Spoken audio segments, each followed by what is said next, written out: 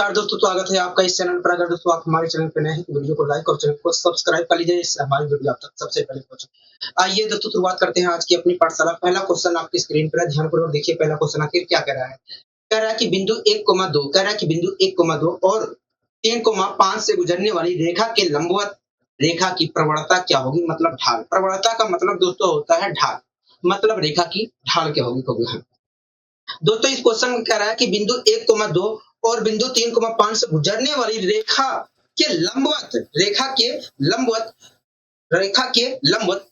की प्रवणता क्या होगी? मतलब रेखा की ढाल क्या होगी? तो आइए दोस्तों हम यहाँ पर पता करने की कोशिश करते हैं कि रेखा बिंदु 1,2 और 3,5 से गुजरने वाली रेखा के लंबवत रेखा की प्रवणता क्या होगी? ठीक है दोस्तों, एक बिंदु दोस्तों हमसे कह रहा है कि बिंदु 1,2, तो मान लीजिए बिंदु 1,2 यहाँ पर हमसे कह रहा है बिंदु 1,2 और हमसे कह रहा है कि बिंदु 3,5, मान लीजिए बिंदु 3,5 यहाँ पर स्थित हो गया। कह रहा है कि बिंदु 1,2 और कह रहा है कि बिंदु 3,5 से गुजरने वाली से गुजरने वाली से गुजरने वाली कह रहा है कि बिंदु 1,2 और बिंदु 3,5 से गुजरने वाली रेखा के लंबवत, मतलब इस रेखा के लंबवत, कह रहा है इस रेखा के लंबवत, कह रहा है कि बिंदु 1,2 और बिंदु 3,5 से गुजरने वाली रेखा के लंबवत, मतलब इस रेखा के लंबवत का हो गया। हाँ, कह रहा है इस रेखा के लंबवत रेखा की प्रवणता क्या होगी? मतलब इस रेखा की हमसे ढाल पूछ रहा हो गया। तो आइए दोस्तों हम यहाँ पर पता करने की कोशिश करते हैं कि इन दोनों बिंदुओं से गुजरने वाली रेखा के लंबवत ये जो रेखा है इसकी प्रवणता होगी क्या? हो गया। आप दोस्तों एक बात बताइए दोस्तों, आप यहाँ पर देख रहे हैं एक बिंदु ये है, एक बिंदु ये है, हो गया। दोस्तों आप मुझे बताइए इन बिंदुओं से जाने वाली, दोस्तों आप मुझे बताइए, अगर दोस्तों एक बिंदु ये है जिसके निशान 1,2 है और एक बिंदु ये है जिसके निशान 3,5 है, तो आप मुझे बताइए इन दोनों बिंदुओं से होकर जाने वाली रेखा की ढाल क्या होगी? रेखा की प्रवणता क्या होगी? देखिए जब दो बिंदु ए बी जिसके निशान x1 और y1 और x2 और y2 होते हैं, तो ऐसी स्थिति में उस रेखा की ढाल जो होती है y2 minus y1 upon x2 minus x1 होती है। तो इस प्रकार देखा है तो इन दोनों बिंदुओं से गुजरने वाली रेखा की भी ढाल y2 minus y1 upon x2 minus x1 होगी। y2 क्या होगा? 5 है। y1 क्या होगा? देखिए 2 है। x1 क्या होगा? देखिए x1 देखा जाए 3 है। x2 क्या होगा? 3 है। x1 क्या होगा? 1 है। तो यहाँ पर अगर देखता हूँ तो क्या निकल रहा है? आएगा होगा 3/2। मतलब इस रेखा की ढाल, मतलब देखा जाए तो इस रेखा की ढाल क्या है? होगा 3/2। हाँ, इस रेखा की ढाल क्या है? 3/2 है।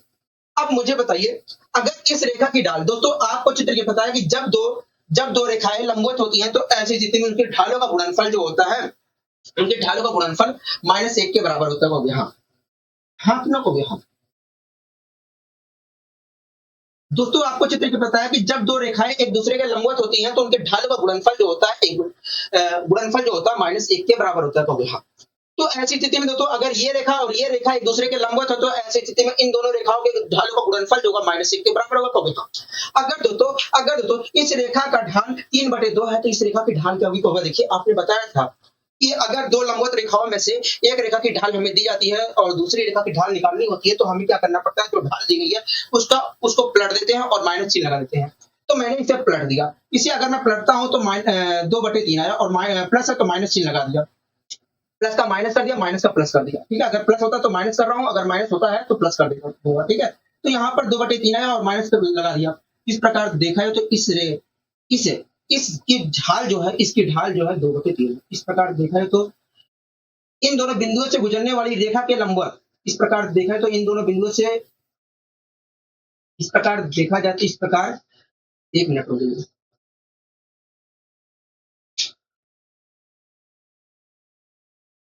इस प्रकार देखा है तो इन दोनों बिंदुओं से गुजरने वाली रेखा के लंबवत रेखा की जो ढाल होगी -2/3 होगी। क्या होगी? -2/3 होगी। यहाँ तक सारी चीजें क्लियर है? तो हाँ, यहाँ तक सारी चीजें क्लियर है। हमें कहीं पर भी दिक्कत, कहीं पर भी परेशानी नहीं है। हमें कहीं पर भी दिक्कत, कहीं पर भी परेशानी नहीं है। ठीक है, अब आइए इसी क्रम में हम और आगे यहाँ पर बढ़ने की कोशिश करते हैं। अब दोस्तों हमें एक नया कॉन्सेप्ट यहाँ पर सीखना है। आखिर वो कॉन्सेप्ट क्या है? आप ध्यानपूर्वक देखिए आखिर वो कॉन्सेप्ट क्या है। कह रहा है कि यदि दो बिंदु ए बी जिनके निर्देशांक x1, y1 और x2, y2 है, तो ऐसी स्थिति में ए कोमा बी को जोड़ने पर बनने ए और बी से होकर जाने वाली रेखा का जो समीकरण होगा y माइनस वाई वन बराबर y2 minus y one upon x2 minus x1 bracket में x माइनस x1 के बराबर होगा। आखिर ये कहना क्या चाह रहा है, मैं यहाँ पर बोर्ड के माध्यम से समझाने की कोशिश करता हूँ। आखिर ये कहना क्या चाह रहा है, मैं आपको इस बोर्ड के माध्यम से समझाने की कोशिश करता हूँ। एक सेकंड रुक जाइए। ठीक है, सारी चीजें आखिर ये कहना क्या चाह रहा है, आइए मैं बोर्ड पर आपको समझाने की कोशिश करता हूँ। मान लीजिए दोस्तों एक बिंदु है यहाँ पर जिसका नाम है ए। मान लीजिए दोस्तों एक बिंदु है ए जो यहाँ पर स्थित है, ठीक है। इसी प्रकार मान लीजिए एक दूसरा बिंदु है, इसी प्रकार मान लीजिए एक दूसरा बिंदु है बी जो यहाँ पर स्थित है, जो यहाँ पर स्थित है, ठीक है। मान लीजिए दोस्तों एक बिंदु है ए जो यहाँ पर स्थित है, एक दूसरा बिंदु है बी जो यहाँ पर स्थित है, हो गया। मान लीजिए जो ए बिंदु है उसके निर्देशांक जो है x1 y1 तो इसी प्रकार जो दूसरा बिंदु हमारा बी है उसके निर्देशांक x2 y2 है, ठीक है। मान लीजिए तो दोस्तों दो बिंदु है, एक ए है एक बी है जिसके निर्देशांक x1 y1 और इसी प्रकार x2 y2 हो गया। तो ऐसी स्थिति में दोस्तों अगर ए बिंदु और बी बिंदु के निर्देशांक क्रमशः x1 y1 और x2 y2 है, तो ऐसी स्थिति में दोस्तों इन दोनों बिंदुओं को मिलाने वाली रेखा का जो समीकरण होगा, इन दोनों बिंदुओं को मिलाने वाली रेखा का जो समीकरण होगा, इन दोनों बिंदुओं को मिलाने वाली जो रेखा का समीकरण होगा y माइनस y1 बराबर y2 minus y1 upon x2 minus x1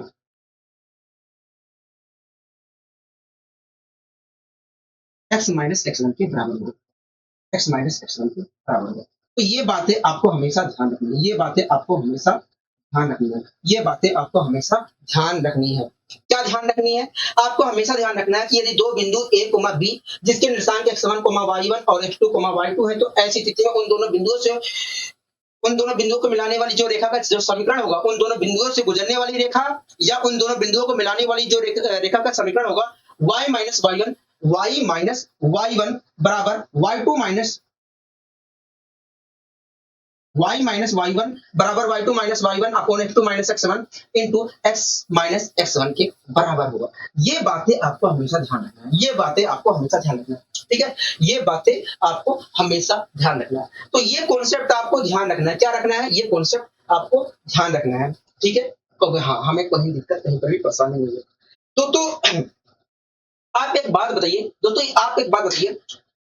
अगर दो बिंदु a कोमा b है और उनके निर्देशांक x1 y1 और x2 y2 है, तो ऐसी स्थिति में उन दोनों बिंदुओं को जोड़ने वाली रेखा के ढाल क्या होगी? y2 minus y1 upon x2 minus x1। तो इस प्रकार देखा है तो ये जो y2 माइनस y1 है अपॉन x2 माइनस x1 लिखा है, ये कुछ और नहीं है, इस रेखा की ढाल है। कहोगे हाँ, तो इसकी जगह मैं m लिख सकता हूँ। कहोगे हाँ, लिख सकते हो। अगर मैं लिखता हूँ यहाँ पर, अगर मैं m लिखता हूँ यहाँ पर m लिखता हूँ तो क्या है? कहोगे देखिए, अगर आप लिख देते हो तो यहाँ पर y माइनस y1 रहेगा बराबर m ब्रैकेट में x माइनस x1 रहेगा। इस प्रकार देखा है तो हमारा एक कॉन्सेप्ट और निकल कर आ जाता है कि यदि कोई बिंदु A है जिसके निर्देशांक x1 y1 है और उस बिंदु का दोस्तों यहीं से एक दूसरा कॉन्सेप्ट निकल कर आ जाता है कि यदि कोई किसी रेखा पर स्थित बिंदु कोई A है जिसके निर्देशांक x1 y1 है और उस रेखा की ढाल जो है m है, तो ऐसी स्थिति में उस रेखा का जो समीकरण होगा y माइनस y1 बराबर m into x minus x1 के बराबर होगा। तो दो बातें आपको हमेशा ध्यान रखनी है, अच्छा, एक चीज मैं और बता देता हूं दोस्तों, अगर दो बिंदु है जिनके निर्देशांक क्रमशः x1 y1 और x2 y2 है, तो ऐसी स्थिति में उस रेखा का जो समीकरण होगा, उन दोनों बिंदुओं से गुजरने वाली रेखा का जो समीकरण होगा या उन दोनों बिंदुओं को मिलाने वाली जो रेखा का समीकरण होगा वो वास्तव में ये होगा। कहोगे हाँ, ठीक है। लेकिन अगर किसी रेखा पर कोई स्थित बिंदु x1 कोई स्थित बिंदु A है जिसके निर्देशांक x y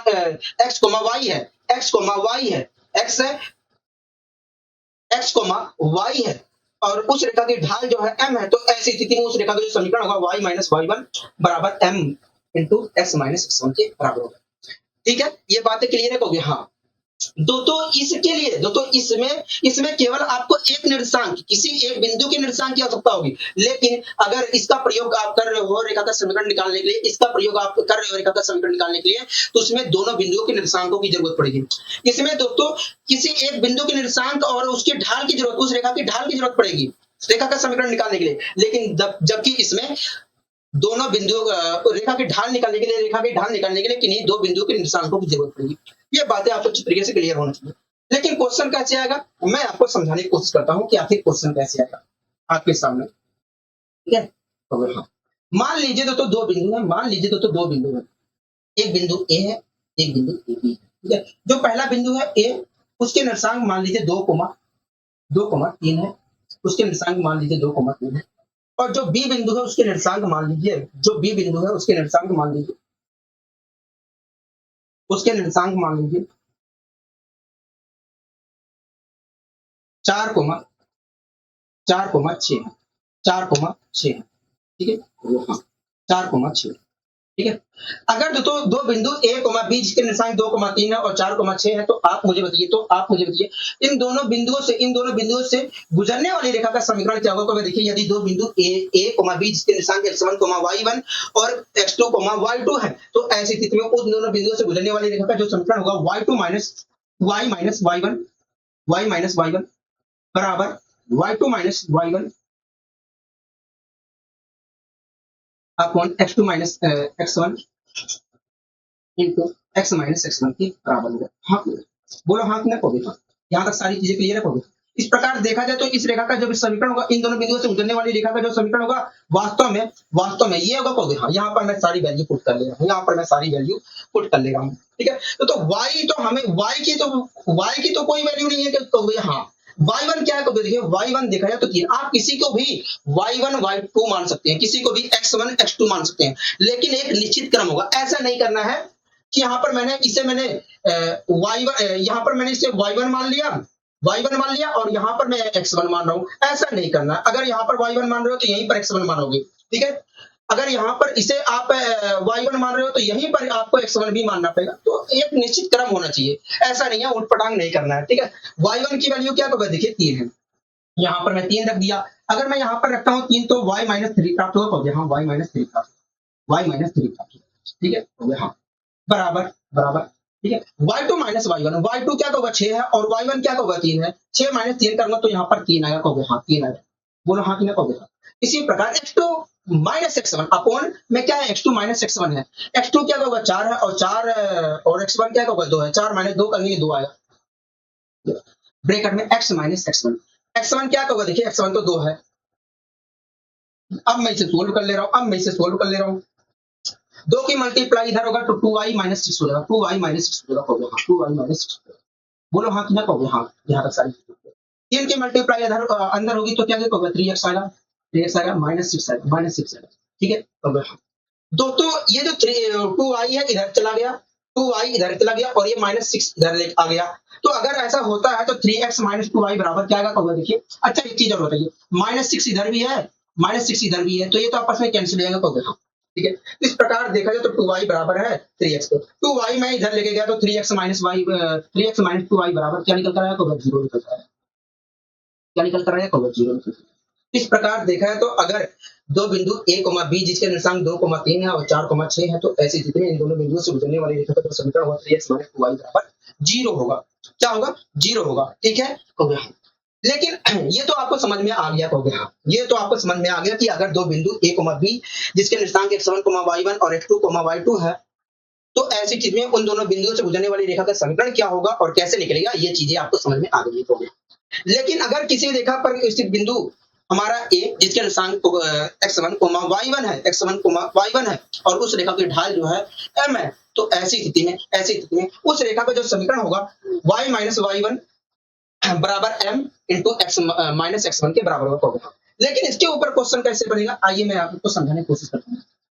ठीक है, आइए मैं आपको समझाने की कोशिश करता हूँ। ठीक है, मान लीजिए दोस्तों एक रेखा है, और इस रेखा पर एक स्थित बिंदु जो है यहाँ पर ए है। ठीक है, मान लीजिए दोस्तों एक रेखा है जो इस बिंदु से होकर गुजर रही है, जिसके निर्देशांक दोस्तों 2,3 है। मान लीजिए एक रेखा है जिसके निर्देशांक जो है मान लीजिए तो एक बिंदु है, मान लीजिए दोस्तों एक बिंदु है जिसके निर्देशांक दोस्तों 2,3 है।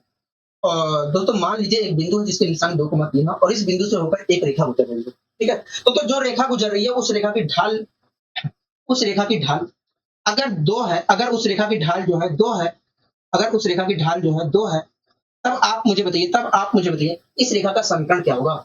अगर दोस्तों इस बिंदु जिसके निर्देशांक 2,3 है, इससे एक रेखा होकर गुजर रही है, अगर इस बिंदु से होकर एक रेखा गुजर रही है और इस रेखा की ढाल 2 है, तो आप मुझे बताइए इस रेखा का समीकरण क्या होगा। देखिए अगर किसी बिंदु के निर्देशांक यदि तो देखिए यदि कोई रेखा किसी बिंदु x1 y1 से होकर गुजरती है और उस रेखा की ढाल m होती है, तो ऐसी स्थिति में उस रेखा का जो समीकरण होता है y-y1 बराबर m into x minus x1 के बराबर होता है। इस प्रकार देखा है तो अगर ये रेखा इस बिंदु से होकर गुजर रही है और इस रेखा की ढाल ये है, तो ऐसी स्थिति में इस रेखा का जो समीकरण होगा ये होगा। यहाँ पर मैं सारी वैल्यू रख देता हूँ। y1 क्या होगा 3 है, तो यहाँ पर मैंने 3 रखा। y तो वैसे ही रहेगा, हाँ y तो वैसे रहेगा, ठीक है। m क्या होगा 2 है, मैंने यहाँ पर 2 रख दिया। x ऐसे रहेगा, हाँ x ऐसे रहेगा। अच्छा x1 क्या होगा, देखिए x1 2 है, तो यहाँ पर 2 रख दिया। अब मैं गुणा भाग कर ले रहा हूँ, ठीक है, होगा हाँ 2 की मल्टीप्लाई अंदर करूंगा तो 2x हो जाएगा, -4 आएगा, कहोगे हाँ -4 आएगा। बोलो यहाँ तक सारी चीजें क्लियर, कहोगे हाँ यहाँ तक सारी चीजें क्लियर। तो ये जो y है मैं इसे उठाकर इधर ले जा रहा हूँ, तो ये जो y है इसे उठाकर इधर ले जा रहा हूँ, तो 2x माइनस y आएगा, कहोगे हाँ। इस -4 को इधर भेज दिया, तो इस प्रकार देखा है तो +4 होगा, -3 +4 1 आएगा, कहोगे हाँ। इस प्रकार देखा है तो 2x माइनस y बराबर आएगा 4। 2x माइनस y बराबर क्या निकल कर आएगा, कहोगे देखिए 2x माइनस y बराबर आएगा 4। क्या आएगा 4 आएगा, कहोगे हाँ। 2x माइनस y बराबर क्या आएगा, कहोगे 4। इस प्रकार देखा है तो अगर ये रेखा इस बिंदु से होकर गुजर रही है और इस रेखा की ढाल जो है 2 है, तो ऐसी स्थिति में इस रेखा का जो समीकरण होगा 2x माइनस y बराबर 4 आएगा। क्या आएगा 2x माइनस y बराबर 4 होगा, ठीक है। तो इस प्रकार से आपसे क्वेश्चन किया जाएगा, इस प्रकार से आपको क्वेश्चन किया जाएगा, आपको डरने की कोई जरूरत नहीं है, आपको कोई डरने की जरूरत नहीं है, ठीक है, हो गया हाँ। यहाँ तक सारी चीजें क्लियर है, हो गया हाँ यहाँ तक सारी चीजें क्लियर है। अब आइए इसके ऊपर हम क्वेश्चन लेते हैं स्लाइड। तो पहला क्वेश्चन आपकी स्क्रीन पर है, देखिए पहला क्वेश्चन आखिर कहना क्या जा रहा है। देखिए पहला क्वेश्चन आपसे कहना क्या जा रहा है, तो वह देखिए कह रहा है कि यदि एक रेखा x अक्ष को 4,0 पर और y अक्ष को 0,-2 पर काटती है, तो रेखा का समीकरण क्या होगा। तो समीकरण क्या होगा, मतलब रेखा का समीकरण क्या होगा, ठीक है। दोस्तों एक रेखा है जो x अक्ष को 4,0 पर काटती है और y अक्ष को 0,-2 पर काटती है। कह रहा है कि तो बताइए रेखा का समीकरण क्या होगा, ठीक है। तो सबसे पहले मैं काटते तल यहाँ पर बना लेता हूँ, क्योंकि x अक्ष की जरूरत पड़ेगी, क्योंकि जो रेखा है x अक्ष को काट रही है और वही रेखा y अक्ष को भी काट रही है, तो मुझे काटते तल तो बनाना जरूरी है हम। लेकिन जब आप सीख जाओगे तो यहाँ पर आपको काटते तल बनाने की जरूरत नहीं है, आप सीधे जो हमारा कॉन्सेप्ट होता है उस कॉन्सेप्ट का आप प्रयोग करोगे, ठीक है। तो हाँ ठीक है, तो आपको मैं यहाँ पर काटते तल बना लेता हूँ, ठीक है।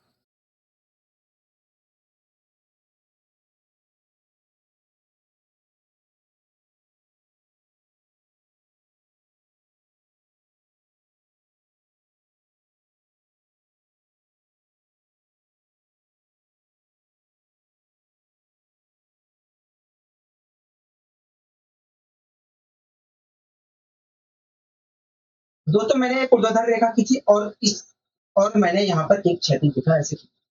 दोस्तों अगर मैं यहाँ पर ऊर्ध्वाधर रेखा और एक क्षैतिज रेखा खींच रहा हूँ, तो ऐसी स्थिति में जो आकृति बनकर तैयार होगी, अगर मैं यहाँ पर एक ऊर्ध्वाधर और एक क्षैतिज रेखा खींच रहा हूँ ऐसे, तो ऐसी स्थिति में जो बनने वाली आकृति होगी ये क्या कहलाएगी, तो ये हमारा इसी आकृति को हम काटते तल कहते हैं, जिसमें ये जो क्षैतिज रेखा है इसे हम एक्स अक्ष कहते हैं। क्या कहते हैं, एक्स अक्ष कहते हैं। क्या कहते हैं, एक्स अक्ष कहते हैं, एक्स अक्ष कहते हैं, ठीक है जी। इसी प्रकार ये जो हमारा है दूसरी, इसे हम क्या कहते हैं, वाई अक्ष कहते हैं, वाई अक्ष कहते हैं, ठीक है, वाई अक्ष कहते हैं। यहाँ तक सारी चीजें क्लियर है, हाँ यहाँ तक सारी चीजें क्लियर है, ठीक है। दोस्तों जो रेखा है दोस्तों आपको जैसे बताया इसे मूल बिंदु कहते हैं, और इस एक्स अक्ष पर मूल बिंदु से दाईं तरफ पॉजिटिव में नंबर लिखे गए होते हैं, हाँ पॉजिटिव में नंबर लिखे गए होते हैं, हमें इन नंबरों से कोई मतलब नहीं है, ठीक है। और वाई अक्ष पर निगेटिव में नंबर लिखे गए होते हैं मूल बिंदु से नीचे की ओर, हो गए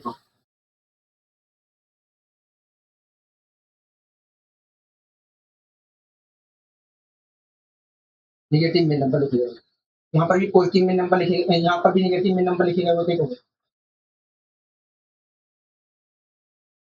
यहाँ पर पॉजिटिव में नंबर लिखे गए होते हैं, तो हाँ यहाँ पर पॉजिटिव में लिखे गए।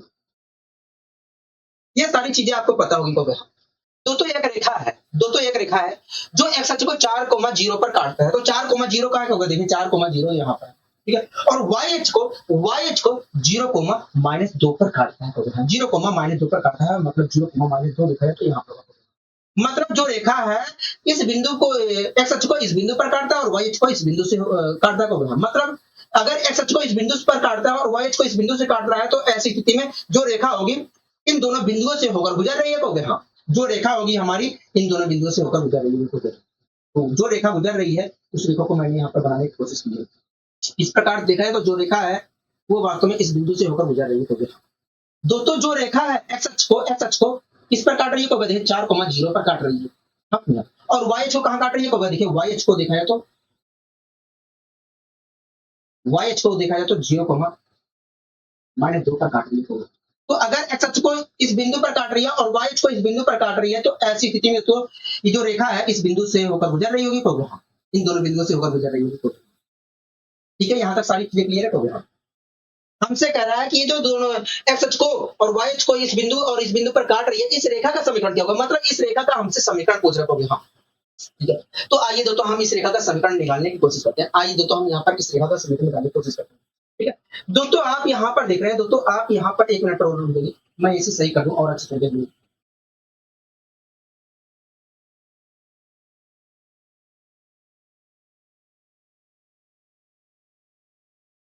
दोस्तों आप यहाँ पर देख रहे हैं, दोस्तों आप यहाँ पर देख रहे हैं कि इस रेखा पर एक बिंदु स्थित है, एक बिंदु यहाँ पर स्थित है और एक बिंदु यहाँ पर स्थित है। दोस्तों ये जो बिंदु स्थित है उसके निर्देशांक 4,0 है और इसके ये जो बिंदु स्थित है इस रेखा पर उसके निर्देशांक 0,-2 है।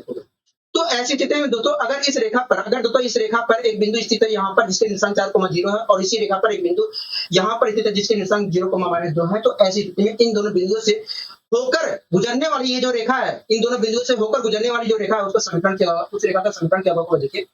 देखिए यदि दो बिंदु ए बी जिसके निर्देशांक x1 y1 और x2 y2 है, तो ऐसी स्थिति में उन दोनों बिंदुओं से होकर गुजरने वाली रेखा का जो समीकरण होता है y माइनस y1 बराबर y2 minus y1 upon x2 minus x1 upon x2 minus x1 bracket में x माइनस x1 के बराबर। आपको यहाँ तक सारी चीजें क्लियर है। तो यहाँ तक सारी इस प्रकार देखा है तो इस रेखा का भी समीकरण यही होगा। तो हाँ, इस रेखा का भी समीकरण यही होगा। यहाँ पर मैं सारी वैल्यू यहाँ पर पुट कर देता हूँ, यहाँ पर मैं सारी वैल्यू पुट कर देता हूँ। तो y1 क्या है, तो देखिए आप चाहे जिसे आप इसे भी इसमें से आप y1 मानिए, अगर आप चाहे तो y1 मान सकते हैं, जरूरी नहीं है। ठीक है, तो मैं यहाँ पर इसे y1 यहाँ पर इसे मैं y1 मान लेता हूँ, इसे मैं y2 मान लेता हूँ। ठीक है, y1 क्या होगा, देखिए y1 देखा जाए तो -2 है, तो मैंने यहाँ पर -2, अगर -2 रखता हूँ तो माइनस माइनस हो जाएगा प्लस हो गया, प्लस हो जाएगा। ठीक है, हाँ यहाँ तक सारी चीजें क्लियर होगा। y2 माइनस y1, y2 क्या होगा 0 है, तो यहाँ पर मैंने 0 रखा। y1 क्या होगा, y1 -2 है तो +2 हो जाएगा, अपॉन अपॉन अपॉन। x2 क्या होगा, x2 4 है, x2 4 है और x1 क्या होगा, देखिए 0 है, तो यहाँ पर 0 रख दीजिए ब्रैकेट में x माइनस x1 क्या होगा 0 है, तो यहाँ पर 0 रख दीजिए। अब दोस्तों मैं इसे सोल्व कर लेता हूँ। तो इससे तो आपको कोई वजूद ही नहीं है, तो हाँ इससे भी कोई लेना देना नहीं है। तो हाँ, तो यहाँ पर देखा है तो 2/4 है, 2/4 का मतलब होता है 1/2 को। अब 1/2 आया है तो 2 की मल्टीप्लाई इधर अगर मैं करता हूँ तो 2y आएगा, 2y आएगा, तो हाँ 2y + 4 आएगा। अच्छा उधर क्या आएगा, देखिए उधर तो आएगा x, उधर आएगा x। यहाँ तक आप मेरी बात से सहमत हो? हाँ यहाँ तक हम आपकी बात से सहमत है, हम यहाँ तक आपकी बात से सहमत है। ठीक है जी, हम यहाँ तक आपकी बात से सहमत है, मैं ठीक है जी। अब दोस्तों मैं क्या कर रहा हूँ, यहाँ पर इस चीज को मैं इधर उठा के लेके गया। अगर मैं इधर 2y को इधर लेके जाता हूँ तो मुझे x माइनस 2y बराबर 4 प्राप्त होगा। x माइनस 2y बराबर ये 4 प्राप्त होगा। इस प्रकार देखा है तो अगर रेखा जो है x अक्ष को 4,0 पर काट रही है और y अक्ष को 0,-2 पर काट रही है, तो ऐसी स्थिति में उस रेखा का जो समीकरण होगा वास्तव में x माइनस 2y बराबर 4 होगा, x माइनस 2y बराबर 4 होगा। हाँ यहाँ तक सारी चीजें क्लियर है, तो हाँ यहाँ तक सारी चीजें क्लियर है। ठीक है, मैं पहले बता रहा हूँ आपको, यहाँ पर एक कार्तीय तल आपको बनाने की जरूरत नहीं है, जब आप सीख जाएंगे तब होगा। लेकिन मैं समझाने के लिए आपको इस कार्तीय तल को यहाँ पर बनाया हूँ। तो ठीक है। अब आइए दोस्तों हम और आगे यहाँ पर बढ़ने की कोशिश करते हैं। अगला दोस्तों क्वेश्चन देखिए क्या कहना चाह रहा है, वो देखिए अगला क्वेश्चन हमसे कह रहा है ए बिंदु जिसके निर्देशांक 2,6 है, कह रहा है, और सी बिंदु जिसके निर्देशांक 0,0 है, कह रहा है एक वर्ग के विपरीत शीर्ष है, कह रहा है एक वर्ग के विपरीत शीर्ष है, ठीक है। कह रहा है कि तब बताइए विकर्ण बीडी का समीकरण क्या होगा, विकर्ण जो बीडी है उसका समीकरण क्या होगा। तो आइए दोस्तों हम यहाँ पर पता करने की कोशिश करते हैं विकर्ण बीडी का समीकरण क्या होगा। हाँ, तो सबसे पहले मुझे यहाँ पर वर्ग बनाना पड़ेगा क्योंकि वर्ग का जिक्र हो रहा है, क्योंकि हाँ तो एक वर्ग है दोस्तों, एक वर्ग है। हाँ, तो सबसे पहले मैं उस वर्ग को यहाँ पर बना लेता हूँ, जो वर्ग जिस वर्ग की बात हो रही है उस वर्ग को मैं यहाँ पर बना लेता हूँ, उस वर्ग को यहाँ पर मैं बना लेता हूँ।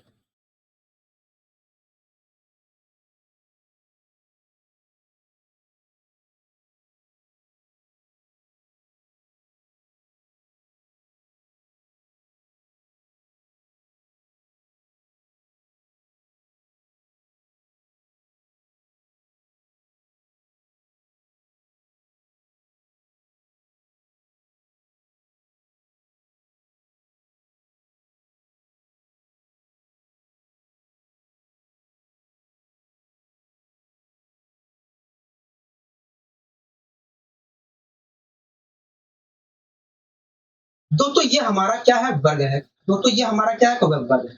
अब मान लीजिए दोस्तों वर्ग का ये वर्ग का इस वर्ग का ये वाला जो शीर्ष है ये ए है, ये वाला जो शीर्ष है ये बी है। एक मिनट और रुकिए। मान लीजिए वर्ग का ये वाला जो शीर्ष है ये है, ये वाला शीर्ष बी है, और ये वाला शीर्ष सी है, और ये वाला शीर्ष हमारा डी, ठीक है। हाँ तो हाँ ठीक है। अब दोस्तों क्वेश्चन पढ़ लेते हैं। कह रहा है कि ए बिंदु जिसके निर्देशांक 2,6 है, और कह रहा है सी बिंदु जिसके निर्देशांक 0,0 एक वर्ग के विपरीत शीर्ष है। मतलब एक वर्ग हमारा ए बी सी डी है, और जिसमें ए जो है और ए जिसके निर्देशांक 2,6 है, और सी जो है सी जिसके निर्देशांक 0,0 है, वो वर्ग के विपरीत शीर्ष है। कह रहा है ये जो वर्ग विकर्ण कह रहा है कि ये जो वर्ग का विकर्ण बीडी है, कह रहा है ये जो वर्ग का विकर्ण बीडी है इसका समीकरण क्या होगा। कह रहा है ये जो वर्ग का विकर्ण बीडी है इसका समीकरण क्या होगा। तो आइए पता करने की कोशिश करते हैं कि ये जो वर्ग है इस वर्ग का विकर्ण बीडी का समीकरण क्या होगा। हाँ, तो ये जो शीर्ष है इसके निर्देशांक क्या दिया है, देखिए ये जो शीर्ष दिया है इसके निर्देशांक 2,6 है, 2,6 है, 2,6 है। हाँ, और जो सी शीर्ष है वर्ग का सी शीर्ष है उसके निर्देशांक क्या होगा, देखिए जो सी शीर्ष है उसके निर्देशांक 0,0 है, 0,0। हमसे इस वर्ग के विकर्ण बीडी की समीकरण पूछ रहा है। ठीक है दोस्तों, मैं क्या कर रहा हूँ ए और सी शीर्ष को मिलाकर एसी विकर्ण को भी यहाँ पर बना लेता हूँ। ए और सी शीर्ष को मिलाकर एसी विकर्ण को भी यहाँ पर बना लेता हूँ। आपको कोई आपत्ति है नहीं, हमें यहाँ पर कोई आपत्ति नहीं, हमें यहाँ पर कोई आपत्ति नहीं। ए और सी शीर्ष को मिलाकर मैं एसी विकर्ण को भी यहाँ पर बना लेता हूँ। यहाँ तक सारी चीजें क्लियर हो गई है, यहाँ तक सारी चीजें क्लियर नहीं है, हमें कहीं पर भी दिक्कत नहीं। दोस्तों आपको अच्छे तरीके से पता है, कि किसी भी वर्ग के विकर्ण जो होते हैं, एक दूसरे को बराबर दूरी पर काट देंगे। तो ऐसी स्थिति में दोस्तों इस वर्ग के जो विकर्ण है एक दूसरे को बराबर दूरी पर काट रहे हो। हाँ, मतलब इस भाग की जितनी लंबाई होगी उतनी ही लंबाई इस भाग की होगी, और जितनी लंबाई इस भाग की होगी उतनी ही लंबाई इस भाग की होगी। हाँ, मतलब देखा जाए तो ये जो है इस विकर्ण का क्या है, मिड पॉइंट है। और यही बिंदु जो है इस विकर्ण का भी मिड पॉइंट है। तो इस प्रकार देखा है तो ये जो जहां पर प्रतिच्छेद कर रही है दोनों विकर्ण, इस विकर्ण का क्या है, मिड पॉइंट है। ठीक है, आप मुझे बताइए दोस्तों, आप देख रहे हैं कि AC ये जो रेखा हमारी क्या है, ये हमारा विकर्ण AC है। दोस्तों आप देख रहे हैं विकर्ण AC में ए शीर्ष का जो विकर्ण ए शीर्ष का जो निर्देशांक 2,6 और सी शीर्ष का निर्देशांक जो है 0,0। तो आप मुझे बताइए इसके मध्य बिंदु AC जो हमारी रेखा है, AC जो रेखा है, इसके मध्य बिंदु के निर्देशांक क्या होंगे। इस मध्य बिंदु के निर्देशांक को देखिए, अगर आपको मध्य बिंदु के निर्देशांक निकालना है, AC रेखा के मध्य बिंदु के निर्देशांक निकालना है, तो आपको क्या करना पड़ेगा, x वाले टर्म को जोड़ना पड़ेगा और 2 से भाग देना पड़ेगा। इसी प्रकार y टर्म को जोड़ना पड़ेगा और भाग देना पड़ेगा 2 से। ठीक है, तो 2 में 0 जोड़ूंगा तो 2 ही आएगा, 2 को मैं भाग दूंगा तो 1 आएगा। हाँ, इसी प्रकार 6 में 0 जोड़ूंगा तो 6 आएगा, और 6 को मैं भाग दूंगा तो 2 से, तो 3 आएगा। तो इस प्रकार देखा है तो इसके मध्य बिंदु का जो निर्देशांक है 1,3 हो गया, 1,3।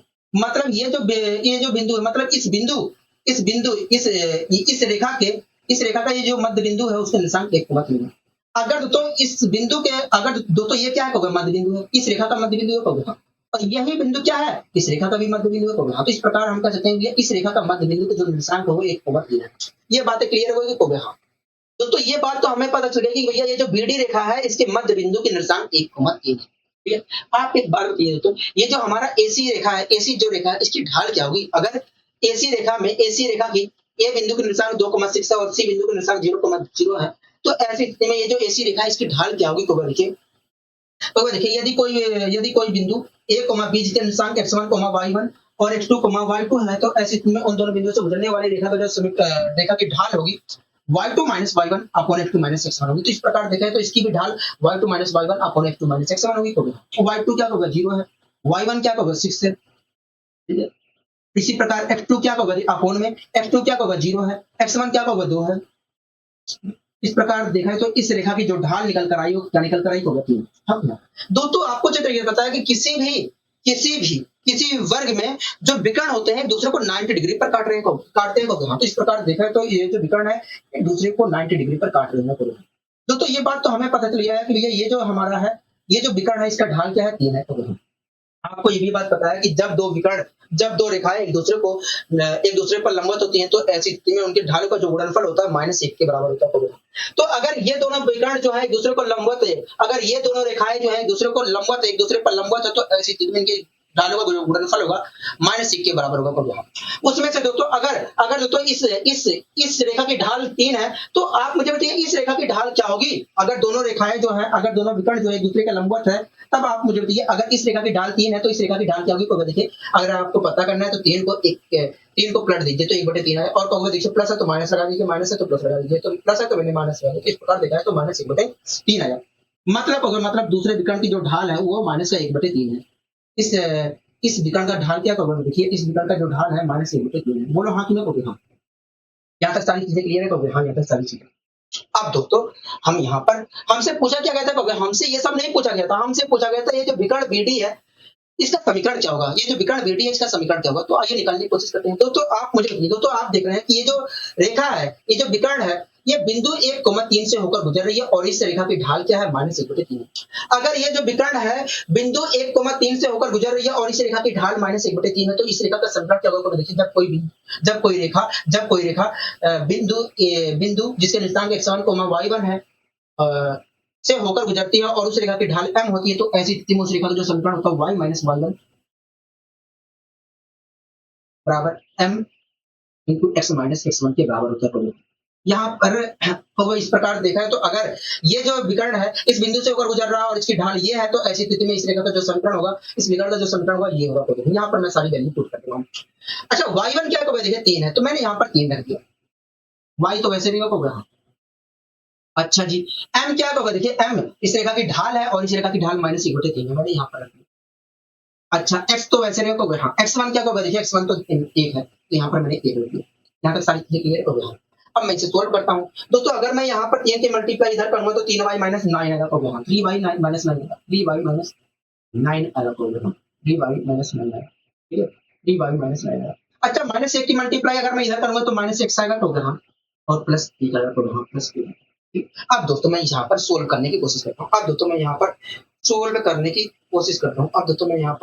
की कोशिश करता हूँ। ठीक है, तो हाँ अच्छा देख लेते हैं कहीं पर गड़बड़ी तो हम नहीं कर रहे हैं। ठीक है, 2 और 0 1 आ गया, 6 3 आ गया। तो हाँ ठीक है, और इस रेखा की ढाल क्या गई? तो 0 - 6 0 - 2। ठीक है, 3 आ गई, -1/3 हो गया। तो हाँ -1/3 हो गया।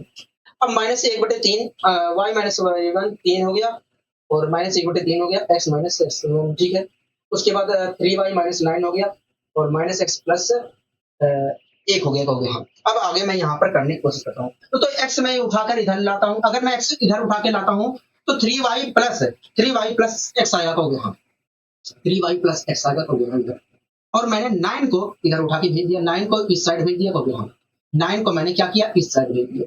9 को मैंने इस साइड भेज दिया। अगर मैं भेजता हूँ तो 9 तो माइनस का 9 प्लस हो जाएगा। हाँ, तो प्लस 9 और प्लस 1 मिलकर हो जाएगा 10। तो इस प्रकार देखा है तो 3y प्लस x बराबर 10 आया। तो इस प्रकार देखा है तो इस विकर्ण BD का जो समीकरण है अगर क्या है तो 3y प्लस x बराबर 10 है। 3y plus 3y plus x बराबर क्या है। इस प्रकार हम कह सकते हैं कि इस विकर्ण B3 का जो समीकरण होगा 3y प्लस एक्स बराबर 10 होगा। ठीक है, यहाँ तक सारी चीजें क्लियर है, और यहाँ तक सारी चीजें क्लियर है, कहीं पर भी दिक्कत, कहीं पर भी समझ नहीं है। आपने चीजों को अच्छी तरीके से बताने की कोशिश की है।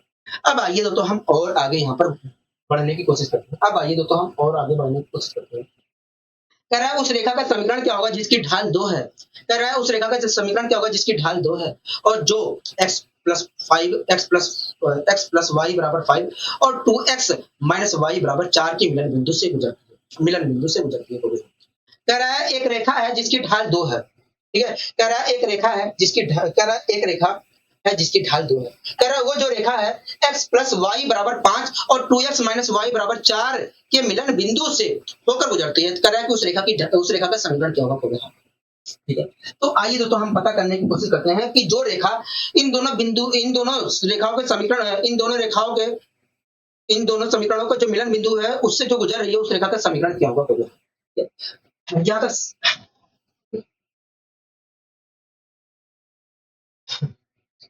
हमसे कह रहा है उस रेखा का समीकरण क्या होगा जिसकी ढाल 2 है और जो x प्लस वाई बराबर 5 और 2x माइनस वाई बराबर 4 के मिलन बिंदु से। दोस्तों अगर मैं देखता हूं तो x प्लस वाई बराबर 5 तो जो अगर मैं ग्राफ बनाता हूं तो वो एक सीधी रेखा को निरूपित करेगा। यहाँ मान लीजिए दोस्तों ये जो रेखा है, मान लीजिए दोस्तों ये जो रेखा है x प्लस वाई बराबर 5 को रिप्रेजेंट कर रहा है। x प्लस वाई बराबर 5 को रिप्रेजेंट कर रहा है।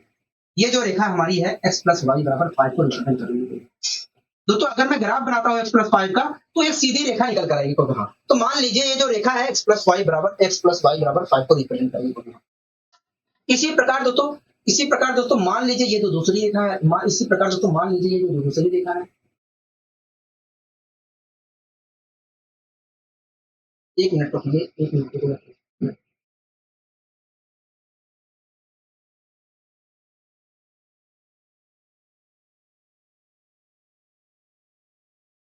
इसी प्रकार मान लीजिए ये जो दूसरी रेखा है ये वास्तव में 2x माइनस वाई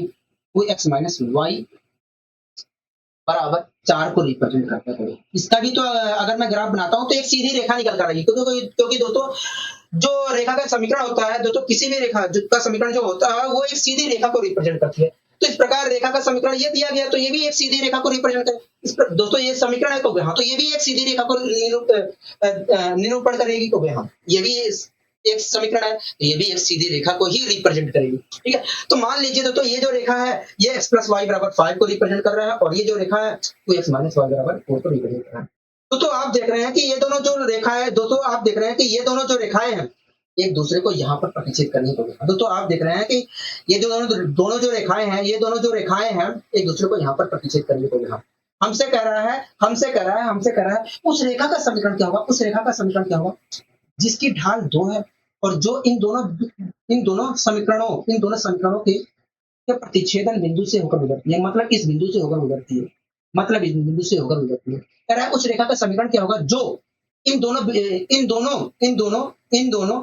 रेखाओं के प्रतिच्छेदन बिंदु से होकर गुजरती है।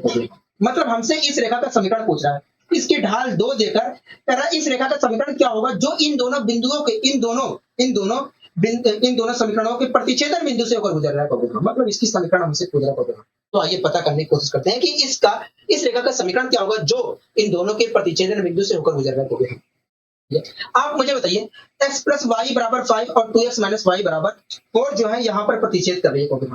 तो अगर x प्लस वाई बराबर 5 और 2x माइनस वाई बराबर 4 इस बिंदु पर प्रतिच्छेद कर रही है तो इस बिंदु के निशान क्या होगा। देखिए अगर हमें पता करना है तो यहाँ पर x और y की वैल्यू निकालनी है। निकाल कर बताइए।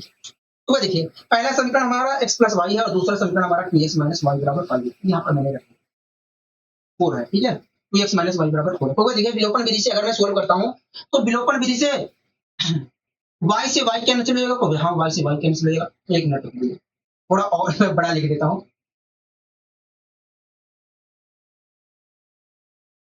दोस्तों पहला समीकरण हमारा x प्लस वाई बराबर 5 है और दूसरा समीकरण जो है 2x माइनस वाई बराबर 4 है। यहाँ पर मैं सोल्व कर लेता हूँ विलोपन विधि से सोल्व कर लेता हूँ।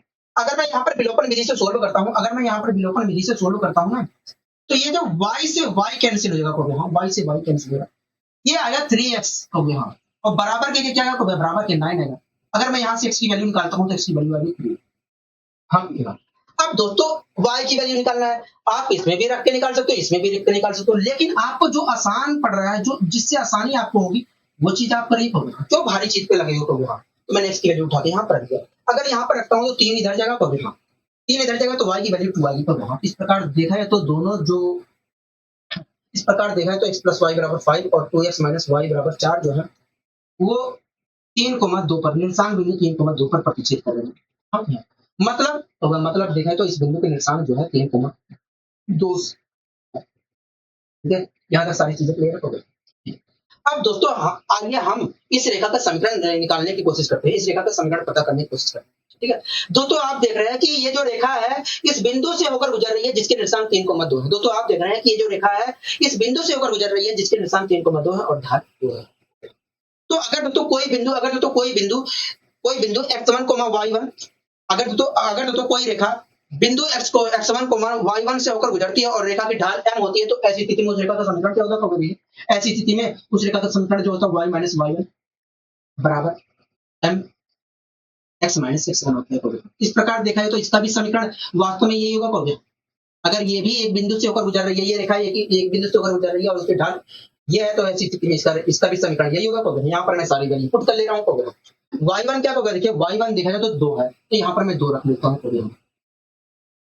अच्छा m क्या होगा? देखिए m भी 2 है, ठीक है, 2 रख लिया।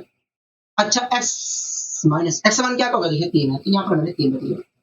अब मैं सोल्व कर लेता हूँ। ठीक है, तो अगर मैं यहाँ पर करता हूँ तो क्या निकल कर आएगा? देखिए 2 की मल्टीप्लाई x से करोगे 2x आएगा और प्लस का माइनस का 6 आएगा। ठीक है, अब दोस्तों मुझे क्या करना होगा? देखिए अगर आपको सोल्व करना है तो ये y मैं इधर उठा के ले जा रहा हूँ, ये y मैं इधर उठा के ले जा रहा हूँ। ठीक है, अगर उठा के ले जाता हूँ तो 2x माइनस y आएगा, तो हाँ, और 6 को उधर उठा के लाता हूँ तो प्लस का 6 और माइनस का 2 मिलकर 4 बना लेंगे, तो हाँ। तो इस प्रकार देखा तो 2x माइनस y बराबर क्या होगा? देखिए 2x माइनस y बराबर आएगा 4। हाँ, मतलब देखा जाए तो इन दोनों x प्लस वाई बराबर 5 और 2x माइनस वाई बराबर 4 के प्रतिच्छेदन बिंदु से होकर गुजरने वाली रेखा का जो समीकरण होगा वो वास्तव में 2x माइनस वाई बराबर 4 होगा। हाँ, इस प्रकार हम कह सकते हैं उस रेखा का समीकरण वास्तव में 2x माइनस वाई बराबर 4 होगा जिसकी ढाल 2 है और जो x प्लस वाई बराबर 5 और 2x माइनस वाई बराबर 4 की प्रतिच्छेदन बिंदु से होकर गुजर रही है। यहाँ तक सारी चीजें क्लियर हो गई। हो सकता है कि मुझे समझाने में ज्यादा समय लग रहा हो, लेकिन मुझे विश्वास है कि आपको बहुत ही अच्छे तरीके से आपको यहाँ पर सारी चीजें क्लियर हो रही है, बहुत ही अच्छी तरीके से सारी चीजें आपको क्लियर हो रही है। ठीक है, अब आइए हम और आगे यहाँ पर बढ़ने की कोशिश करते हैं। ठीक है, अगला क्वेश्चन देखिए क्या कहना चाह रहा है। देखिए अगला क्वेश्चन हमसे कह रहा है कि बिंदु जिसके निर्देशांक 3,4 है और कह रहा है कि बिंदु जिसके निर्देशांक 3,4 है और एक बिंदु दूसरा है जिसके निर्देशांक 1,2 है। कह रहा है को जोड़ने वाले खंड के लंब द्विभाजक का समीकरण क्या होगा? सबसे पहले आपको पता होना चाहिए कि लंब समद्विभाजक क्या होता है। तो एक ऐसी रेखा जो सामने वाले को 2 बराबर भागों में बांटने के साथ साथ 90 डिग्री का कोण बनाए उसे हम लंब समद्विभाजक रेखा कहते हैं। मतलब हमें एक ऐसी रेखा का समीकरण, मतलब हमें बिंदु 3,4 और 1,2 को जोड़ने वाले खंड के लंब समद्विभाजक का समीकरण बताना है। यहाँ पर कहोगे हाँ, यही बताना है। दोस्तों हमसे कह रहा है कि बिंदु 3,4 कह रहा है कि बिंदु 3,4 और कह रहा है कि बिंदु 1,2 को जोड़ने वाले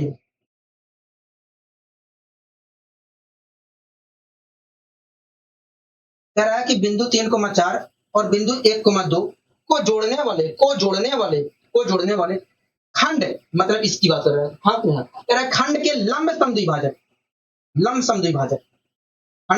समद्विभाजक का समीकरण बताइए। हाँ, कह रहा है ये जो खंड है, ये जो लंब समद्विभाजक है, कह रहा है इस खंड का जो लंब समद्विभाजक है, मतलब इसकी बात कर रहा है। हाँ, इस खंड का कह रहा है कि लंब समद्विभाजक जो है इसका समीकरण बताइए, मतलब इसका समीकरण हमसे पूछ रहा है।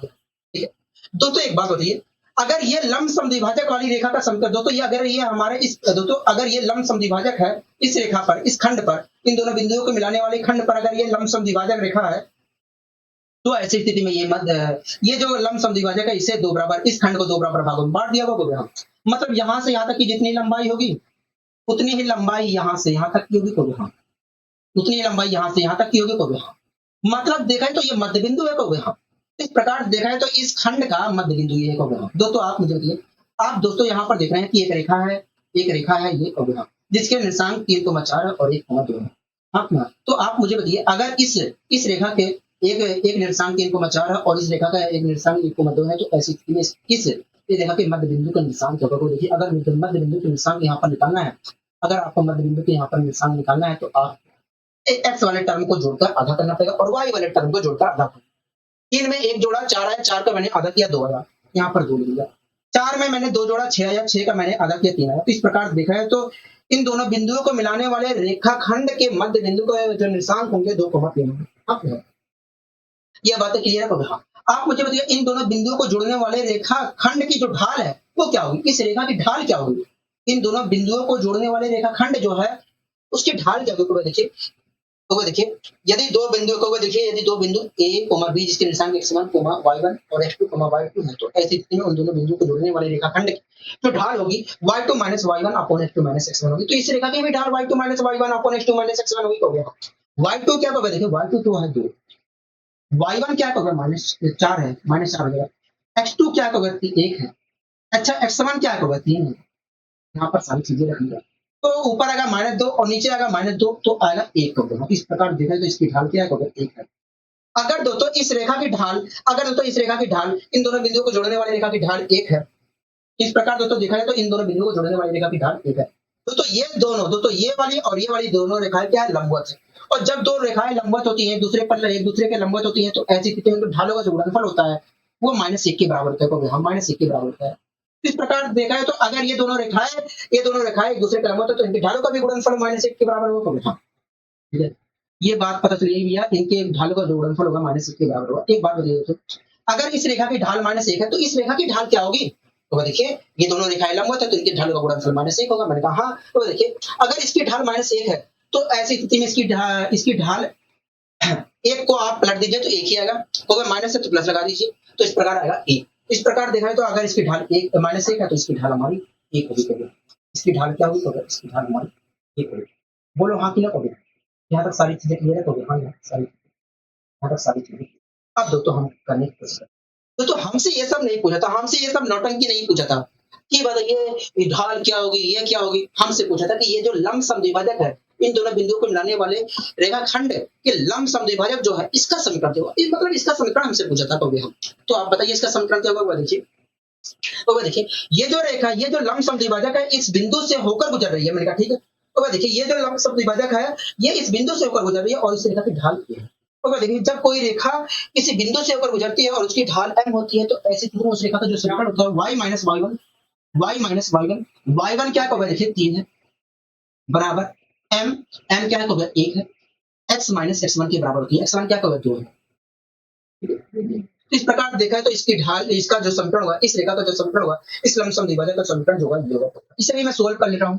ठीक है, इसे भी मैं सोल्व कर ले रहा हूँ। तो अगर मैं सोल्व करता हूँ तो क्या है, एक से कोई मतलब ही ना होगा। हाँ, इस एक से हमें कोई मतलब नहीं है। तो यहाँ पर आ गया x - 2। आप क्या करना होगा? देखिए, अगर आपको करना है ना, तो आप x उठाकर इधर लाइए। मैंने कहा ठीक है, उठाकर ले आता हूँ। तो देखिए, अगर आपको सोल्व करना है तो आप x को उठाकर इधर लाइए। अगर मैं यहाँ पर x को उठाकर लाता हूँ तो क्या होगा? मैं x को इधर उठा के लाता हूँ तो आएगा y - x आएगा, और 3 को मैंने इधर उठा के भेज दिया। इस प्रकार y - x बराबर 1 आया। हो गया। y - x बराबर क्या होगा? देखिए, y - x बराबर आया 1। ठीक है, हो गया। इस प्रकार देखा है तो यहाँ पर मैं चेंज कर दे रहा हूँ। ठीक है, यहाँ पर -1।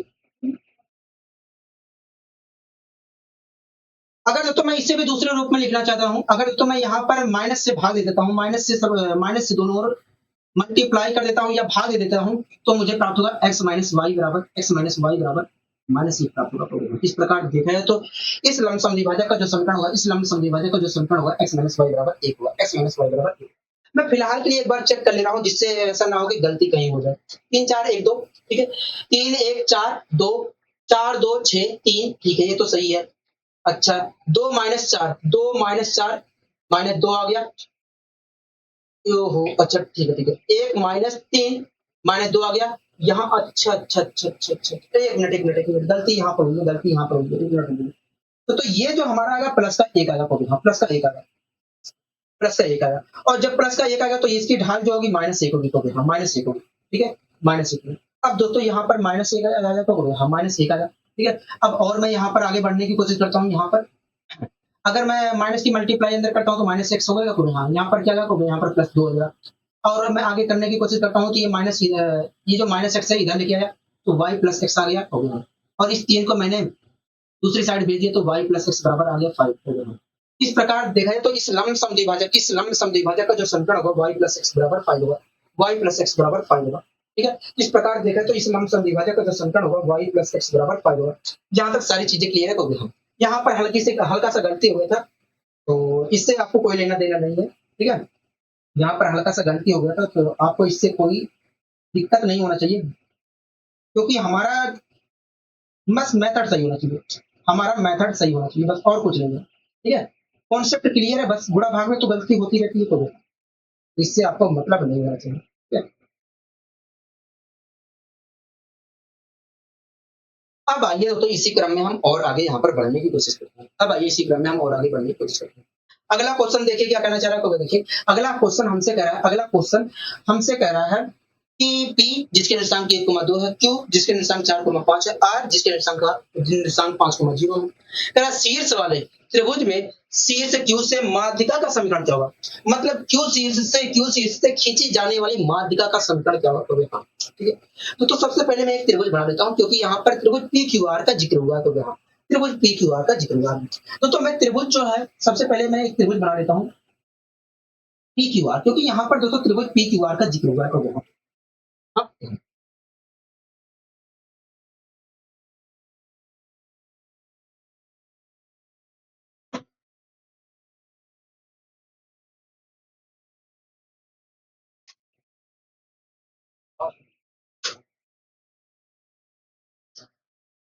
ठीक है। दोस्तों मान लीजिए ये वाला जो शीर्ष है त्रिभुज का वो P है। दोस्तों मैं इस प्रकार नामकरण कर रहा हूँ, इस प्रकार इस त्रिभुज का नामकरण करूंगा जिससे ऊपर वाला जो शीर्ष है वो Q बने, ठीक है। इस प्रकार मैं नामकरण करूंगा कि ऊपर वाला शीर्ष क्या बने, Q बने। ऐसा मैं इसलिए कर रहा हूँ जिससे आपको आसानी से समझ में आ जाए, आपको कहीं पर भी दिक्कत ना हो, ठीक है। ऐसा नहीं है कि अगर मैं यहाँ पर शीर्ष बना देता हूँ Q का तो नहीं होगा, हो जाएगा, लेकिन आपको थोड़ा सा समझने में, क्योंकि उल्टा देखने में आपको दिक्कत होगी, कहोगे हाँ यही मैं कारण बताना चाह रहा था। मान लीजिए ये वाला शीर्ष P है, ये वाला शीर्ष Q है और ये वाला शीर्ष R है। दोस्तों ये जो त्रिभुज का P शीर्ष है इसका निर्देशांक हमें 1,2 दिया है, क्या दिया है, 1,2 दिया है। और ये जो Q शीर्ष है इसके निर्देशांक हमें 4,5 दिया है, क्या दिया है, 4,5 दिया है। जो Q शीर्ष है इसके निर्देशांक हमें 4,5 दिया है, 4,5। इसी प्रकार दोस्तों ये जो R शीर्ष है इसके निर्देशांक हमें 5,0 दिया है, क्या दिया है, 5,0 दिया है, 5,0 दिया है। हमसे कह रहा है Q से खींची जाने वाली माध्यिका का समीकरण क्या होगा, मतलब ये जो कह रहा है ये जो Q से खींची जाने वाली माध्यिका है इसका समीकरण क्या होगा, मतलब इसका समीकरण हमसे पूछ रहा था, ठीक है। तो आइए दोस्तों हम पता करने की कोशिश करते हैं Q शीर्ष से खींची जाने वाली माध्यिका का समीकरण होगा क्या आखिर, ठीक है, आखिर होगा क्या, कहोगे पता करने की कोशिश करते हैं। दोस्तों ये माध्यिका है, कहोगे हाँ, तो ये माध्यिका जो है दोस्तों ये माध्यिका है, कहोगे हाँ, Q शीर्ष से खींची जाने वाली माध्यिका है। तो दोस्तों ये क्या होगा, PR भुजा का मध्य बिंदु होगा, कहोगे हाँ, PR भुजा का मध्य बिंदु होगा। ये बातें आपको क्लियर है, ठीक है। दोस्तों आप PR वाली रेखा को देख रहे हैं, PR भुजा को या PR वाली रेखा को देख रहे हैं, तो PR वाली दोस्तों PR रेखा में P बिंदु के निर्देशांक 1,2 है और R बिंदु के निर्देशांक 5,0 है। तो आप मुझे बताइए P बिंदु और दोस्तों P बिंदु, दोस्तों आप इस वाले दोस्तों आप देख रहे हैं कि एक बिंदु P है जिसके निर्देशांक 1,2 है और एक बिंदु R है जिसके निर्देशांक 5,0 है। तो आप मुझे बताइए इन दोनों बिंदुओं को जोड़ने वाले रेखाखंड का जो मध्य बिंदु है ये वाला, ये जो मध्य बिंदु है ये वाला, इसका इसके निर्देशांक क्या होंगे, इसके मध्य इन दोनों बिंदुओं को, इस बिंदु और इस बिंदु के निर्देशांकों को जोड़ने वाले, इस बिंदु और इस बिंदु के जोड़ रहे, इस बिंदु और इस बिंदु को जोड़ने वाले रेखाखंड का जो मध्य बिंदु है ये वाला, उसके निर्देशांक का देखो। देखिए अगर मध्य बिंदु के निर्देशांक निकालना है तो x और वाले टर्म को जोड़ना पड़ेगा और आधा करना पड़ेगा, y वाले टर्म को जोड़कर आधा करना पड़ेगा। तो 1 में 5 जोड़ा 6 और 6 का मैंने आधा किया 3, 2 में 0 जोड़ा 2 आधा किया 1, इस प्रकार देखा है तो इसके मध्य बिंदु के निशान जो होंगे 3,1। मतलब ये जो बिंदु है वो इसके निशान 3,1 हो गया। दोस्तों हमसे ये सब नहीं पूछा था कि ये मध्य बिंदु के निशान क्या होंगे, इसके मध्य बिंदु के निशान क्या होंगे, इसके क्या होंगे। हमसे ये नहीं, हमसे कह रहा था कि ये जो क्यू से शीर्ष से माध्यिका खींची गई है, इसका समीकरण क्या होगा। ठीक है, आइए निकालने की कोशिश करते हैं। दोस्तों आप देख रहे हैं कि एक बिंदु है क्यू, एक बिंदु है क्यू जिसके निशान, दोस्तों आप देख रहे हैं कि एक बिंदु यहाँ पर है 4,5 जिसके निशान 4,5 है, एक बिंदु यहाँ पर है जिसके निशान 3,3 है। ठीक है, तो आप मुझे बताइए अगर एक बिंदु दोस्तों आप देख रहे हैं कि ये वाली जो रेखा है, ये जो माध्यिका है, इस बिंदु 4,5 से भी होकर गुजर रही है और इस बिंदु 3,1 से होकर गुजर रही है। अगर दोस्तों ये जो रेखा है, अगर दोस्तों ये जो माध्यिका है बिंदु 4,5 से भी होकर गुजर रही है और बिंदु 3,1 से भी होकर गुजर रही है, तो इस बिंदु का समीकरण क्या होगा, इस रेखा का समीकरण क्या होगा, इस रेखा का समीकरण क्या होगा देखिए। यदि कोई रेखा बिंदु ए और बी जिसके निशान x1, y1 और x2, y2 होते हैं, तो ऐसे से होकर गुजरते हैं, तो देखिए यदि कोई रेखा बिंदु ए बी जिसके निशान x1, y1 और x2, y2 से होकर गुजरते हैं, तो ऐसी उस रेखा का समीकरण जो होता है y minus y1, y2 minus y1। ये सब आपको बार बार नहीं लिखना है, ठीक है, लेकिन मेरे करवाने से आपको सारी चीजें रट जाएंगी बार बार। x माइनस x1 के बराबर होता है। इस प्रकार देखा है तो अगर ये जो माध्यिका है इस बिंदु और इस बिंदु से अगर गुजर रहा है तो इसका भी समीकरण यही होगा। कब यहाँ पर मैं सारी वैल्यू पुट कर दे रहा हूँ, आप चाहे जिसे y1 मान सकते हैं, चाहे जिसे y2 मान सकते हैं, आपके ऊपर निर्भर करता है, लेकिन आपके क्रम से मानेंगे तो ठीक है। तो मान लीजिए y1 ये है और x1 ये है और ये y2 है और ये x2 यहाँ पर हो गया। हाँ, यहाँ पर मैं सारी वैल्यू रख ले रहा हूँ। अच्छा y1 क्या है, कब देखिए y1 देखा है तो हमारा 5 है, तो यहाँ पर मैंने 5, ठीक है। अच्छा y2 क्या है, तो देखिए y2 तो हमारा 1 है, तो यहाँ पर मैंने 1 रखा और 5 y1 को लिया। अच्छा x2 क्या होगा, देखिए x2 हमारा 3 है, तो मैंने यहाँ पर 3 कर दिया। अच्छा x1 क्या होगा, 4 है, तो मैंने 4 रख दिया। अच्छा जी x माइनस x1, x1 क्या होगा, देखिए x1 हमारा 4 है, तो यहाँ पर मैंने 4 रखी, 4। यहाँ तक सारी चीजें क्लियर है, तो देखा यहाँ पर सारी। अब मैं सोल्व करने की कोशिश करता हूँ। तो ये y माइनस, ये अगर मैं यहाँ पर सोल्व करता हूँ तो क्या आएगा, तो देखिए यहाँ पर -4 आएगा, यहाँ पर -1 आएगा, माइनस से माइनस कैंसिल हो जाएगा, तो और तो देखिए यहाँ पर -4 आएगा, यहाँ पर -1 आएगा, एक से तो कोई लेना देना नहीं है, माइनस से माइनस कैंसिल होगा, तो यहाँ पर बचेगा 4। 4 की मल्टीप्लाई अंदर कर लेता हूँ, ये तो y माइनस 5 ऐसे ही रहेगा। कभी हाँ y माइनस 5 ऐसे ही रहेगा, मैंने 4 की मल्टीप्लाई अंदर कर दी, 4 की मल्टीप्लाई अगर अंदर करता हूँ तो 4x हुआ, -16 हुआ, कभी -16 बोलो हाँ ना कभी। अब दोस्तों मैं यहाँ पर क्या कर रहा हूँ, अब दोस्तों मैं यहाँ पर कर रहा हूँ, ये जो 4x है इधर उठा के लाया, एक मिनट। अब दोस्तों मैं यहाँ पर क्या कर रहा हूँ, अच्छा तो ये अब मैं क्या कर रहा हूँ, ये जो y है इसे उठाकर इधर भेज दिया और ये -16 जो है इधर उठा के लिया, ठीक है। अगर मैं ऐसा करता हूँ तो 4x माइनस वाई बराबर 4x माइनस वाई बराबर क्या निकल कर आएगा, 11 निकल कर आएगा। इस प्रकार देखा है तो क्यू से खींची जाने वाली माध्यिका का जो संबंध है 4x माइनस वाई बराबर 11 होगा। एक बार मैं चेक कर ले रहा हूँ, उसके बाद में ऑप्शन में अगर गलती होता तो सही कर लेंगे, अगर ऑप्शन में गलती है तो हम उसी ऑप्शन को सही कर लेंगे, ठीक है। 1 5 6, ठीक है, ये तो सही है। y माइनस y1 क्या है, होगा 5 है, ठीक है, यहाँ पर रख दिया। y2 क्या है, 1 है, -5 हो गया, 3 -4 हो गया, ठीक है। x माइनस x1 हो गया, ये यहाँ पर -4 आएगा, यहाँ पर -8 आएगा, ठीक है। 4 हुआ प्लस का, हाँ 4x -16 हुआ, 4x यहाँ पर आएगा 4x और ये है -y, ठीक है। तो यहाँ पर मैं बदलाव कर दे रहा हूँ, ठीक है, आपको घबराने की जरूरत नहीं है, आपको घबराने की जरूरत नहीं है।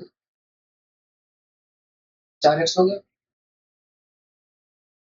4x हो गया और यहाँ पर y। अब दोस्तों सारी चीजें क्लियर है कोई।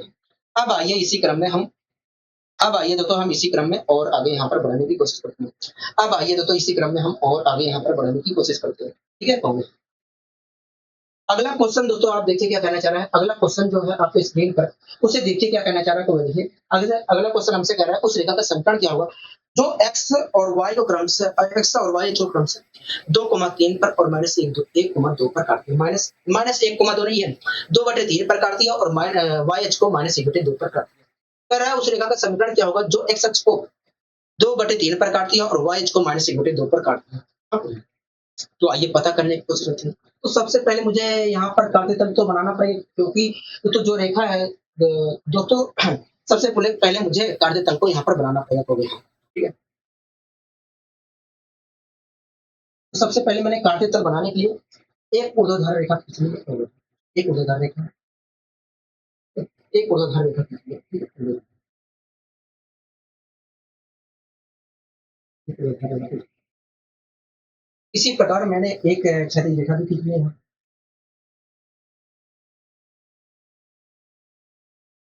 इसी प्रकार मैंने एक क्षैतिज रेखा भी खींची है, दोस्तों ये हमारा क्या है, कार्तीय तल है। इसे हमें पता है कि ये जो हमारा है, इसे हम एक्स अक्ष कहते हैं, इसे हम कहते हैं एक्स अक्ष, और इसे हम कहते हैं वाई अक्ष, वाई अक्ष कहते हैं, एक्स अक्ष कहते हैं, इसे हम कहते हैं वाई अक्ष। ठीक है, हो गया। इसे हम कहते हैं एक्स अक्ष, इसे हम कहते हैं वाई अक्ष, हो गया। ठीक है, दोस्तों एक रेखा है, दोस्तों एक रेखा है, दोस्तों एक रेखा है जो एक्स को 2/3 पर काटता है। मान लीजिए 2/3 यहाँ पर 2/3, एक्स को 2/3 पर काटता है, मतलब एक्स ही है, मान लीजिए ये 2/3 यहाँ पर, और वाई को -1/2 पर काटता है। मान लीजिए 1/2 जो है, -1/2 यहाँ पर है। दोस्तों जो एक्स को 2/3 पर काटता है, तो इस बिंदु के जो निर्देशांक होंगे वो दोस्तों एक्स को 2/3 पर काटता है, तो इस प्रकार देखा है, तो इस बिंदु के निर्देशांक जो होंगे 2/3, 0 होंगे, तो 2/3, 0 होगा। इसी प्रकार अगर वाई अक्ष को -1/2 पर काटता है, तो इस बिंदु के जो निर्देशांक होंगे वो 0, -1/2 होंगे। बोलो हाँ कि ना कहोगे? दोस्तों अगर एक्स अक्ष को इस बिंदु पर काट रहा है और वाई अक्ष को इस बिंदु पर काट रहा है, तो ऐसी स्थिति में जो रेखा होगी इस दोनों बिंदुओं से होकर गुजर रही होगी। तो यहाँ पर मैंने इस रेखा को यहाँ पर बनाने की कोशिश,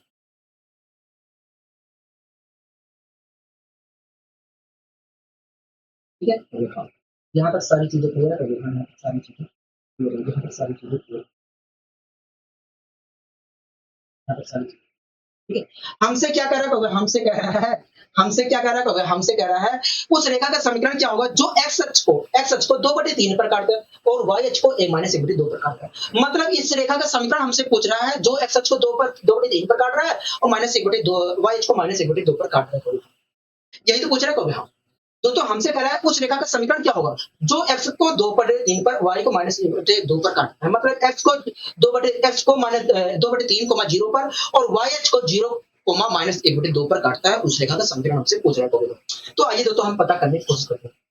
ठीक है दोस्तों, आप देख रहे हैं कि ये जो रेखा है, ये निर्देशांक बिंदु 2/3, 0 से होकर गुजर रही है, और यही रेखा जो है, और ये रेखा जो है 0, -1/2 से भी होकर गुजर रही है।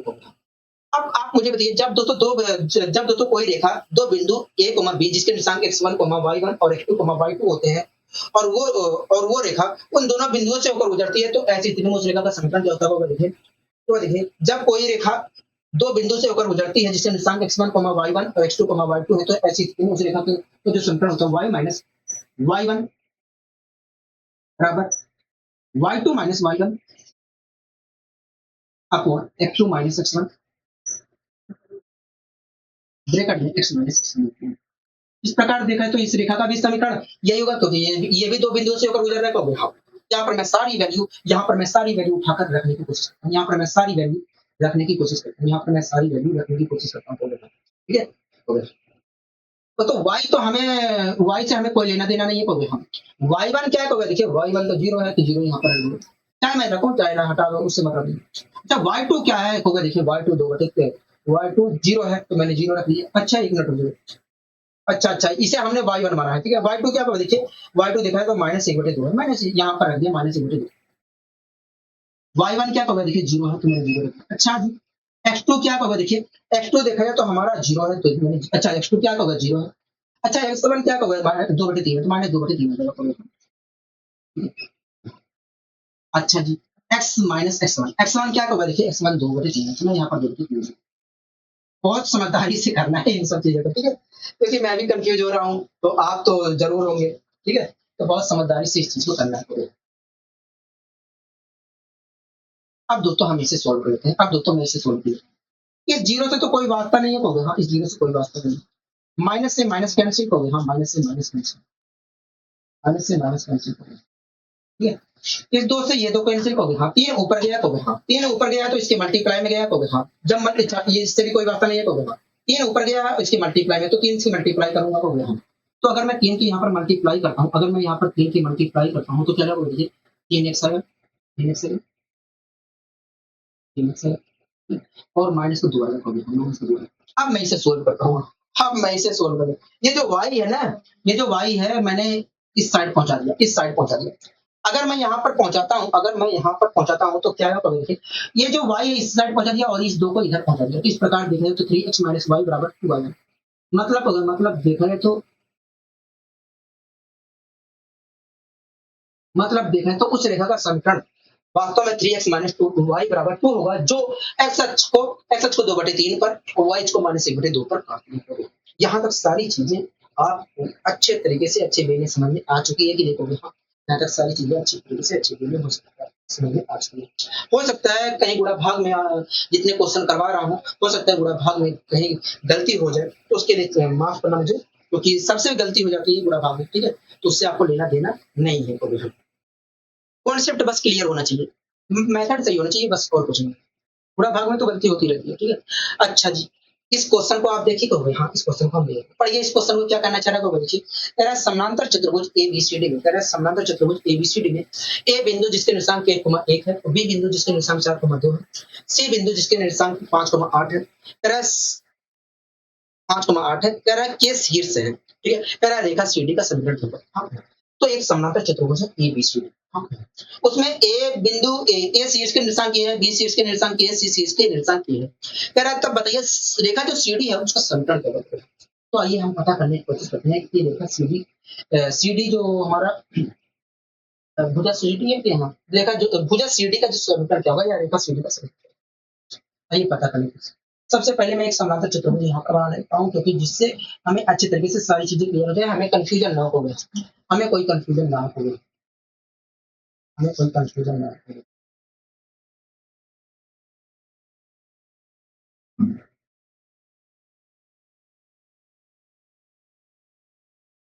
हमें कोई कंफ्यूजन ना हो।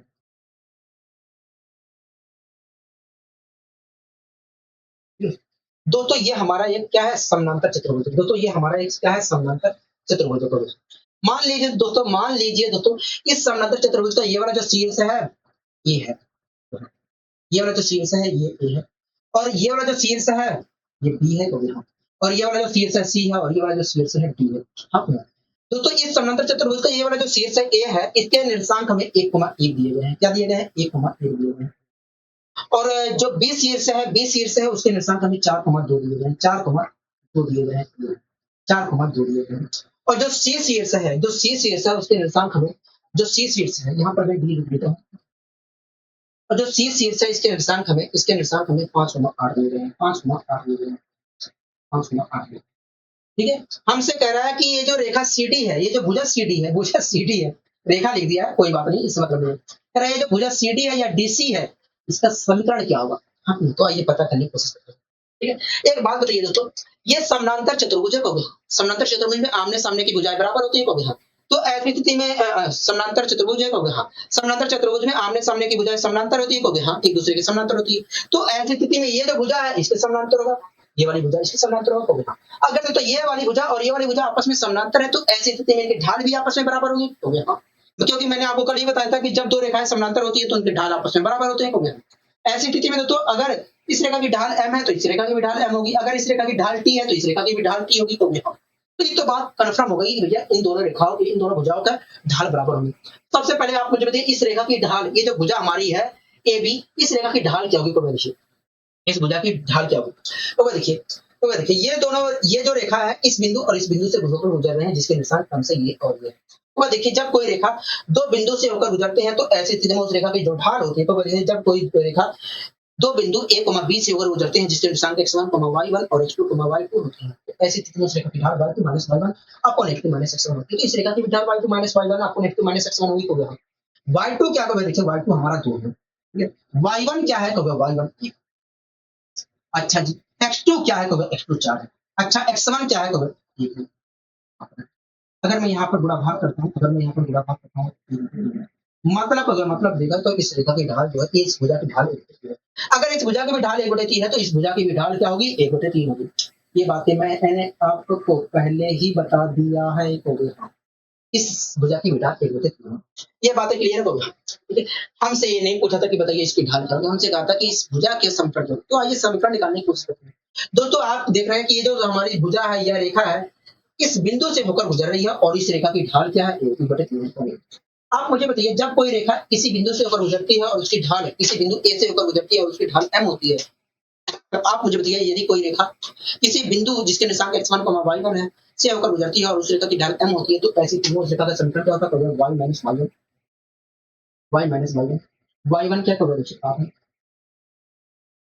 m into x minus x, तो इस रेखा की भी ढाल यही होगी। तो हाँ, यहाँ पर मैंने सारी वैल्यू कर दिया है। तो इस प्रकार देखा तो इस रेखा का जो समीकरण होगा, इस रेखा का जो समीकरण होगा वास्तव में ये होगा। यहाँ सारी चीजें क्लियर हो गई। हाँ, यहाँ तक सारी चीजें क्लियर है, ठीक है। अब मैं इसे गुणा भाग कर लेता हूँ यहाँ पर, ठीक है। तीन की मल्टीप्लाई इधर करूंगा तो 3y आएगा, करोगे माइनस 24 आएगा, करोगे हाँ माइनस 24।